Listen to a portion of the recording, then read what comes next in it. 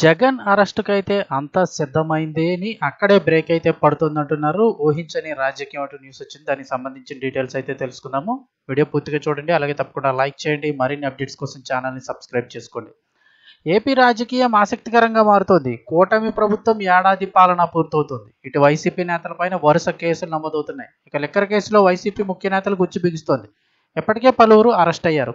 జగన్ సైతం ఈ కేసులో అరెస్టు ఖాయమంటూ పెద్ద ఎత్తున పొలిటికల్ సర్కిల్లో ప్రచారం సాగుతోంది. అయితే జగన్ ఈ అరెస్టు వార్తలపైన స్పందించారు. తాను విజయవాడలోనే ఉన్నానని, ఎవరు అడ్డుకున్నారని ప్రశ్నించారు. అయితే జగన్ అరెస్టు సాధ్యమేనా? ఇప్పుడు ఏం జరుగుతోంది? లిక్కర్ కేసులో లిక్కర్ కేసు ఏపీలో సంచలనంగా మారుతోంది. సిట్ విచారణలో భాగంగా జగన్ సన్నిహితులు పలువురు ఇప్పటికే అరెస్ట్ అయ్యారు. జగన్ సీఎంగా ఉన్న సమయంలో అన్ని తామై వ్యవహరించిన మాజీ ఐఏఎస్ ధనంజయ రెడ్డి, ఓఎస్డీ కృష్ణమోహన్ రెడ్డి అరెస్టుతో ఈ కేసు కీలక మలుపు తీసుకుంది. ఇక ఇదే సమయంలో ఈడీ కేసులో జోక్యం చేసుకోవడంతో మరో ఆసక్తికర పరిమాణం. ఇక ఇటు జగన్ అరెస్టు ఖాయమంటూ ప్రచారం సాగుతోంది.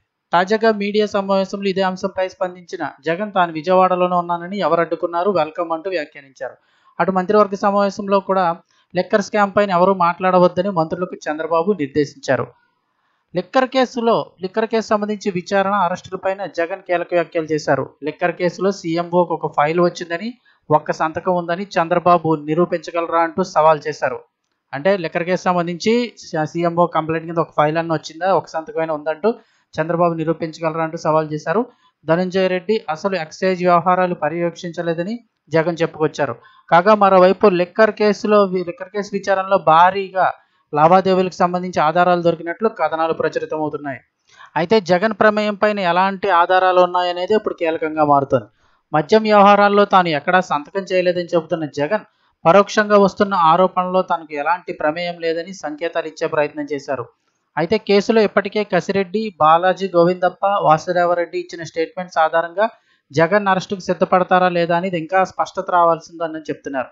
అయితే ఇందులో రాజకీయ ప్రభావం ఏంటి అని చూస్తే, వారు ఇచ్చిన స్టేట్మెంట్స్ ఆధారంగా అరెస్ట్ కనుక చేస్తే న్యాయస్థానాల్లో ఎంత మేర బలంగా ఈ కేసు నిలబడతాయి అనేది అయితే కీలక అంశంగా మారుతోంది.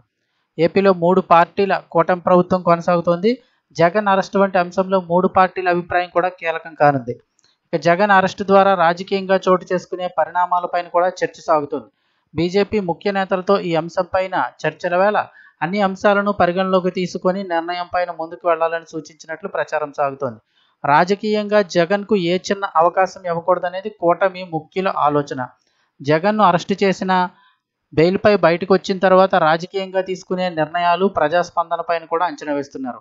దీంతో పూర్తిస్థాయి ఆధారాలు, భవిష్యత్తు పరిణామాలపైన ఒక స్పష్టతకు వచ్చిన తరువాతే జగన్ అరెస్టు విషయంలో నిర్ణయం జరిగే అవకాశం ఉందంటూ కూటమి నేతలు అయితే భావిస్తున్నారు.